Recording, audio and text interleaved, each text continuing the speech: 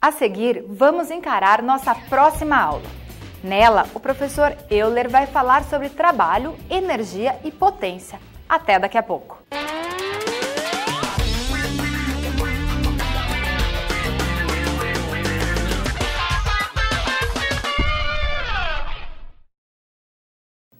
E aí, moçada, beleza?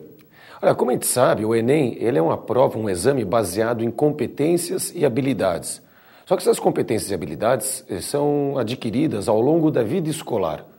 Você vai aprender ali durante a sua vida como é que você faz relações de causa e consequência, como é que você interpreta um texto. Quando a gente pensa numa revisão, como é que a gente vai fazer hoje, a gente vai fazer essa revisão baseada agora nos conteúdos que podem cair no Enem. Tá bom? Vamos lá, vamos começar.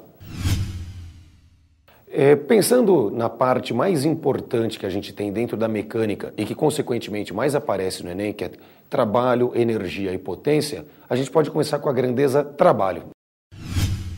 Trabalho é a grandeza que mede quanto que uma força fornece ou quanto que essa força rouba de energia. Agora, como é que a gente faz para calcular o tal trabalho? Olha só. Assim como energia, trabalho também é uma grandeza escalar e tem a mesma unidade de energia que é o joule. Só lembrar o seguinte, joule, quando você vai escrever o símbolo, é um J maiúsculo. Caso algum dia você queira escrever por extenso, apesar de ser o nome de pessoa, tem que ser escrito com letra minúscula. Joule com letra minúscula. Porque joule com a letra maiúscula é o nome da pessoa, que era o cientista, joule com a letra minúscula é o nome da unidade, tá bom? Bom, como é que a gente faz para calcular o trabalho de uma força? Basicamente, existem algumas maneiras, mas basicamente dois são os métodos principais. Dá uma olhada agora aqui na tela, vamos ver a equação aqui. Ó.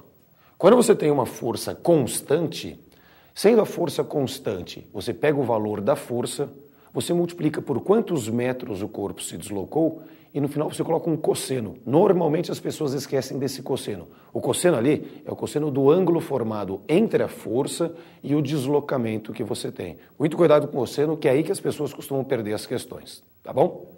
Agora, existem situações também em que você tem uma força, mas essa força não é constante. Ao longo do deslocamento, ela sofre uma variação. Para esses casos, a maneira de calcular o trabalho é outra. Vamos lá, para a tela de novo. Quando você pega aqui um gráfico em que você deseja calcular o trabalho, nesse gráfico a força tem que ser uma força na componente da direção do deslocamento. Repare aqui, nesse gráfico você tem aqui a linha do gráfico e ela acaba formando algumas áreas. Essa área de cima, vou chamar de área 1. A área de baixo, estamos chamando de A2. Quando o gráfico é da força em função da posição, para calcular o trabalho dessa força, você soma as áreas voltadas para cima e subtrai as áreas que estão voltadas para baixo. Olha aqui, ó, repare nessa equação essa letrinha N que está acima do igual. Esse N ele significa numericamente igual. Trabalho tem a unidade que é o joule. Área tem a unidade que é metro quadrado ou centímetro quadrado, qualquer unidade de superfície. As unidades não são idênticas, mas quando você pensa naquela propriedade das áreas, o trabalho coincide com o valor da área, mas coincide apenas numericamente, tá bom? Vamos adiante. Já falamos um pouquinho a respeito de trabalho. Vamos revisar também energia? Primeiro, alguns fatos conhecidos a respeito de energia. Energia não pode ser criada, energia não pode ser destruída. Como é que a gente fala então que energia é apenas transformada de uma em outra modalidade? Energia também é um conceito chamado de primitivo dentro da física, como outros conceitos também apresentam essa característica. Energia é chamada de conceito primitivo porque não apresenta uma definição que consiga reunir todas as características das várias modalidades de energia que a gente possui. Tá? Na mecânica, você pode ter energia em basicamente dois casos. Primeiro caso, quando esse corpo ou partícula ele está em movimento. Ele estando em movimento, automaticamente você pode falar que ele está dotado de um tipo de energia que é chamada energia cinética. Vamos ali para a tela? Olha aqui, ó. Você tem aqui um corpinho cuja massa é m e esse corpo está se deslocando com a velocidade v. A chamada energia cinética ela é calculada por essa expressão, essa equação. Energia cinética é massa, a velocidade do corpo ao quadrado e dividida sobre 2, tá bom?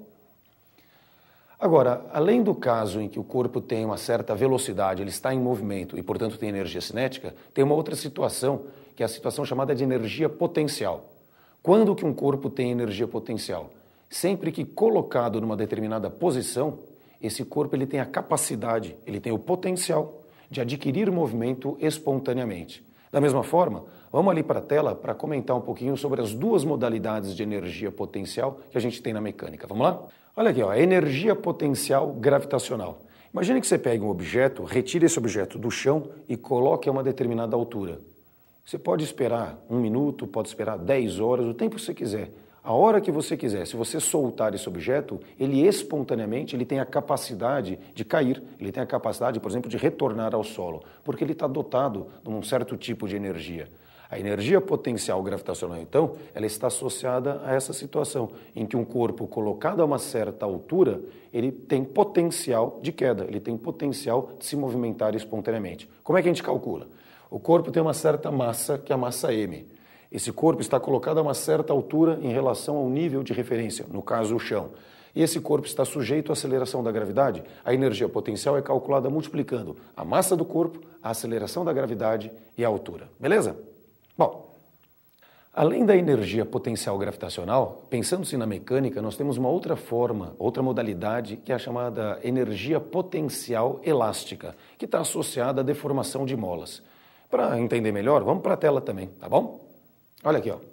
Energia potencial elástica. Imagine que você tenha, inicialmente, essa primeira situação aqui, uma mola com seu tamanho natural. Ela não está nem esticada, nem comprimida. Ela está, como a gente chama, na posição relaxada dela. Num determinado momento, alguém pega esse corpo aqui, empurra esse corpo contra a mola, deformando. Nesse momento aqui, a mola agora está comprimida. X, indicado aqui na tela, X representa o tamanho, o quanto foi a deformação dessa mola. E nesse momento aqui, a mola, tentando retornar à posição inicial, ela aplica uma força nesse corpo. Essa é a chamada força elástica. A energia potencial elástica que fica armazenada nessa situação, ela é calculada assim. K, a constante elástica da mola. X, a deformação que foi criada nessa mola. Só que o X, cuidado, ele entra ao quadrado e dividido sobre 2.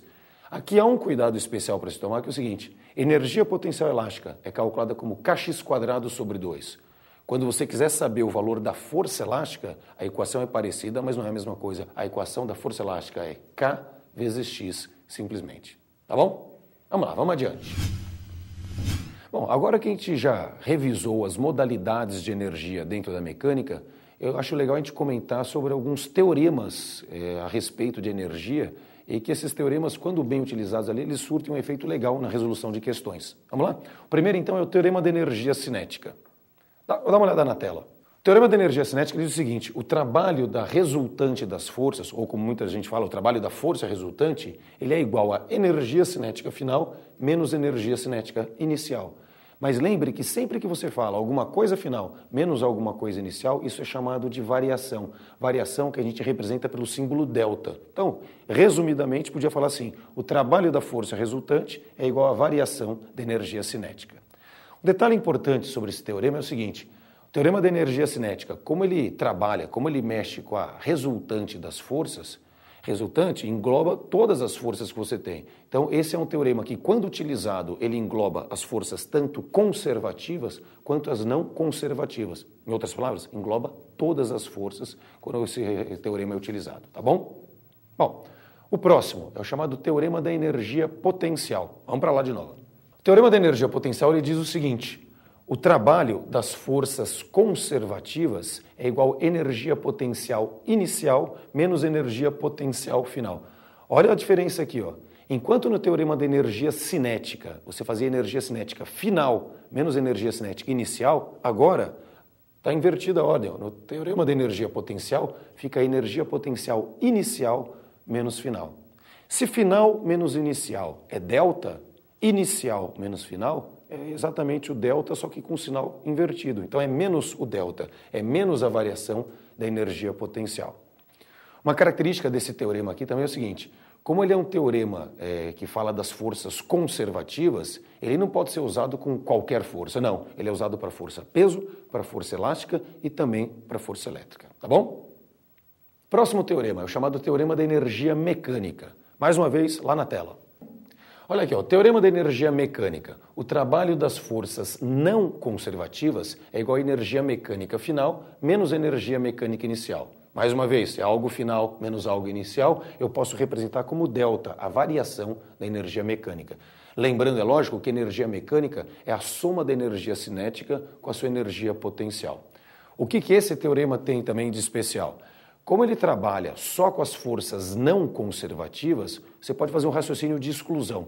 Esse é um teorema que você pode usar para qualquer força que você quiser, menos para o peso, menos para a elástica e menos para a elétrica, que seriam as conservativas. Então, recordando, o teorema da energia mecânica ele é usado só para as forças não conservativas, ou seja, todas, menos peso, elástica e elétrica, tá bom? Vamos falar um pouquinho agora sobre algo que aparece bastante em vestibulares e também no Enem, que são chamados sistemas conservativos. Primeiro, qual que é a definição? Sistema conservativo é um sistema no qual o trabalho das forças não conservativas é nulo. O trabalho das forças não conservativas é zero. Agora você fala, então quer dizer que num sistema do tipo conservativo eu não posso ter forças do tipo não conservativas? Por exemplo, num sistema do tipo conservativo, eu não posso ter atrito, eu não posso ter resistência do ar? Bom, se for pensar na maioria das questões de provas, realmente você vai ter sistemas conservativos em que não atua o atrito, não atua a resistência do ar e outras forças aí chamadas de dissipativas. Agora, é possível você ter um exercício, uma situação em que tem atrito ou tem a resistência do ar e ainda assim o sistema é conservativo? Olha, com certeza, viu? Não é o mais comum, mas com certeza é possível. Vou te dar um exemplo. Pega uma mesa horizontal, coloca em cima dessa mesa um objeto. Aí você vai lá, aplica uma força nesse objeto e ele começa a se movimentar. Mas vamos supor que ele se movimente com velocidade constante. Bom, quando você aplicou essa força para frente, essa força realizou um trabalho. É o chamado trabalho motor. Está fornecendo energia ao sistema. Só que, simultaneamente, tinha o atrito cinético atuando sobre esse corpo. O atrito cinético realizou o que a gente chama de trabalho resistente. É um trabalho com sinal negativo, roubando energia do sistema. Esse corpo, se movimentando com velocidade constante, ele não ganha, mas também não perde energia cinética. Estando a uma altura que permanece constante em relação ao solo, ele também não ganha ou perde energia potencial. Qual é a consequência? Qual é, ou melhor, a conclusão que a gente pode tirar disso? Nessa situação aqui, toda a energia que foi fornecida pelo trabalho motor foi retirada pelo trabalho resistente, de forma que o trabalho total, o trabalho das forças não conservativas, a que você aplicou, e do atrito cinético, é um trabalho total que é zero. Como o trabalho das forças não conservativas é nulo, é um caso de sistema conservativo. É uma situação atípica, é verdade, não é comum nas provas, mas se algum examinador for um pouco mais exigente, pode falar alguma coisa a respeito disso, tá bom? Enquanto a definição de sistema conservativo é que o trabalho das forças não conservativas é zero, qual é, na verdade, a característica principal de um sistema conservativo? Qual é a consequência de um sistema ser conservativo? Vamos ver? Num sistema conservativo, você pode falar que a energia mecânica inicial é igual à energia mecânica final. Como as forças não conservativas, elas não realizam trabalho, ou o trabalho total delas é nulo, você não tem acréscimo nem decréscimo de energia mecânica. Então a energia mecânica que você tinha no início e a energia mecânica que você vai ter lá no final, elas vão ter valores absolutamente iguais. Isso significa dizer que você não tem transformações de energia? É evidente que não. Quando você pensa, por exemplo, que a energia mecânica inicial e a energia mecânica final vão ter valores iguais, isso significa que a soma da energia cinética no início com a energia potencial no início é igual à soma da energia cinética final com a energia potencial final. Então vamos imaginar uma situação simples, né? Você pega aqui, despreza a resistência do ar e você simplesmente solta um corpo, a chamada queda livre. Aqui no início, parado na minha mão, quando ele é abandonado, ele não tem velocidade, não tem energia cinética. Mas ele está aqui a uma certa altura em relação ao solo, então ele tem a chamada energia potencial gravitacional. À medida que esse corpo vai caindo, ele vai diminuindo, vai perdendo altura. Perdendo altura, perde energia potencial. Mas à medida que ele cai também, ele ganha velocidade e ganha energia cinética. Na verdade, não há ganho ou perda de energia, há transformação. Parte dessa energia potencial gravitacional vai transformando-se em energia cinética, de forma que quando o cara chega lá no final, próximo de tocar o solo, toda energia que inicialmente era gravitacional transformou-se em cinética. Então, num sistema conservativo, a energia mecânica permanece constante, a energia mecânica inicial e a final que você vai ter, ela permanece a mesma, constante. mas a modalidade de energia envolvida, seja cinética ou potencial, essa pode ser transformada. Tudo bem? Bom, para a gente continuar, vamos falar aqui daquilo que complementa o assunto trabalho e energia, que é potência, algo que a gente estuda na mecânica, mas vale para termologia, vale para eletricidade, vale para qualquer ramo da física. Bom, potência, ela é a grandeza que mede a rapidez com que você consegue fazer uma determinada transformação de energia. Eu vou mostrar para vocês a equação, que aí fica mais claro de entender. Quer ver? Vamos lá para a tela. Quando a gente pensa na potência de uma máquina, por exemplo, você pode calcular a potência instantânea, que é aquela que a máquina apresenta exatamente a cada instante, ou você pode calcular, como a gente costuma fazer no ensino médio, por questões matemáticas, a chamada potência média, aquela potência que você calcula ao longo de um certo intervalo de tempo. Dá uma olhada aqui, ó. A equação da potência média. A potência média ela é calculada dividindo-se a variação de energia, só que em módulo, pelo intervalo de tempo necessário para que essa variação de energia ocorra. Vou te dar um exemplo. Imagine, por exemplo, ali o teu carro. O seu carro tem lá uma certa quantidade de combustível. Aí quando você tem dentro lá do motor a explosão, que vai fazer a combustão do seu combustível, nessa explosão, parte da energia química armazenada no combustível, ela é transformada inicialmente em energia térmica. Bom, houve uma transformação de energia. Inicialmente a energia era química, de repente ela transforma-se em energia térmica ali no motor. Nessa transformação de energia, você acaba tendo o que a gente chama de uma variação de energia aqui. Não existia energia térmica e agora passou a haver uma certa quantidade dessa modalidade de energia. Então, a quantidade de energia térmica sofreu variação? Com certeza sofreu. É essa variação de energia, sempre em módulo, que a gente coloca num certo intervalo de tempo. Por que módulo? Porque variações de energia, em algumas situações, podem ser variações negativas, enquanto potência é um número sempre positivo. Então, colocar o módulo aqui é só uma maneira de forçar com que o resultado da potência seja um resultado positivo, tá bom? Olha, essa equação da potência média ela é válida para qualquer ramo da física. A diferença vai estar na modalidade de energia que vai estar sendo transformada.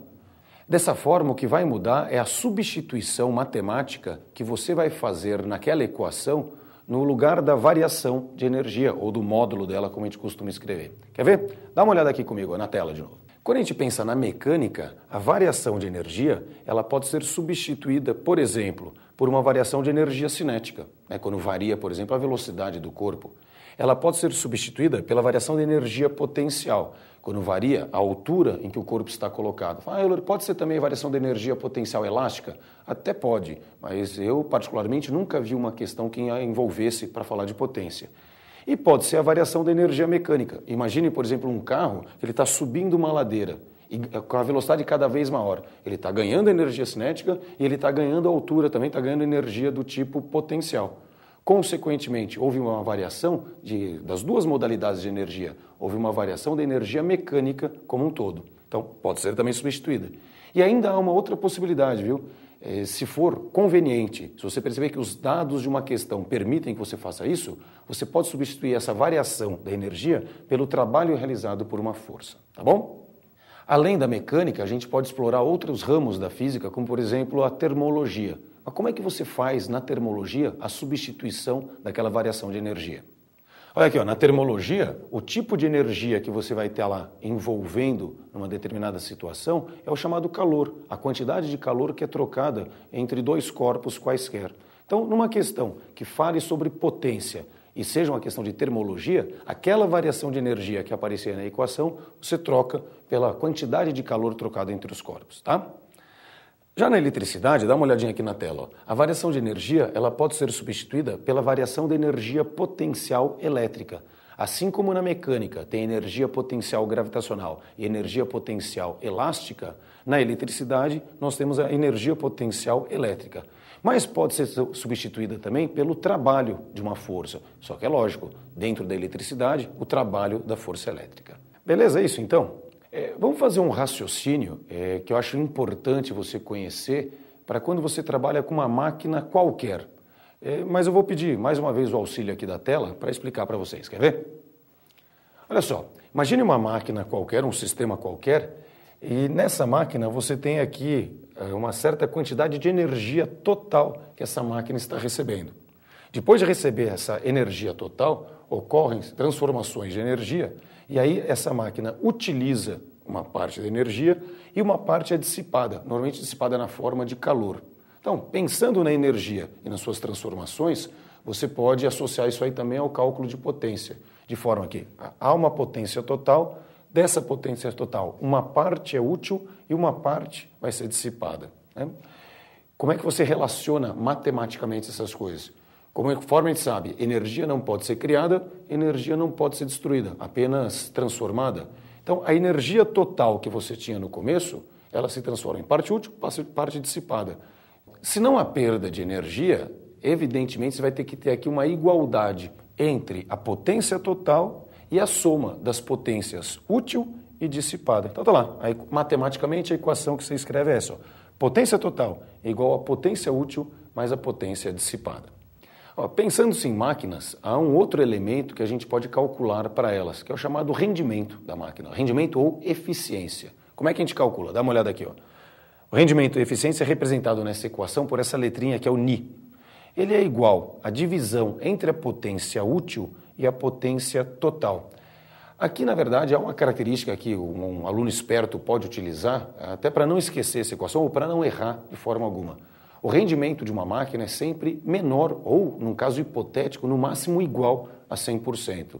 Ué, como esse rendimento é sempre menor que 100%, é menor que 1, lógico que para dar uma resposta menor que 1 nessa equação, na parte de cima sempre estará o número menor e na parte de baixo sempre estará o número maior. Afinal, a potência total é sempre maior ou no máximo igual à potência que você consegue utilizar, a potência útil. Complementando essa parte de potência, a parte de energia, eu acho que é legal a gente fazer alguns comentários também a respeito de usinas, né? Vamos pensar um pouquinho aqui na usina hidrelétrica, que é aquela que tem maior relação com a mecânica. Como é que é o funcionamento básico de uma usina hidrelétrica? Bom,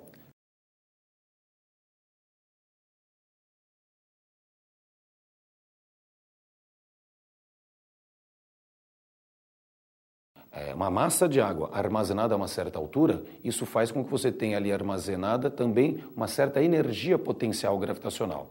Quando as comportas são abertas, essa água escorre, essa água desce e aí há uma transformação dessa energia potencial gravitacional em energia cinética.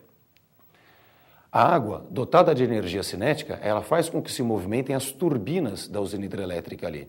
E nessa movimentação, você tem uma variação de fluxo magnético e, consequentemente, você vai ter ali uma força eletromotriz induzida. Nesse processo, então, transforma-se a energia cinética em energia elétrica.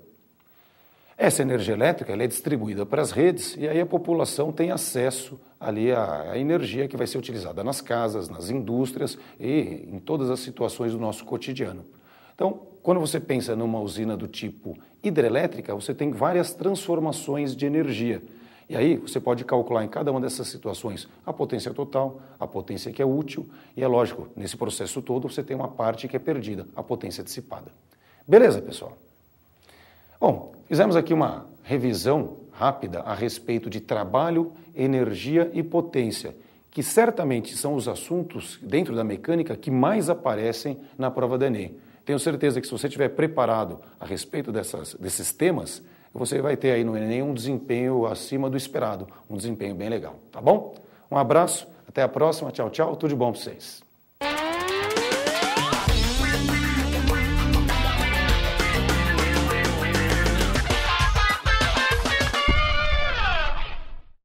Por hoje é só. Tenho certeza de que você aprendeu muito nessa revisão e que vai aprender ainda mais no nosso próximo encontro. Se prepara, porque logo a gente está de volta com mais Super Aulas Enem 2011. Continue ligado aqui na TV Estadão.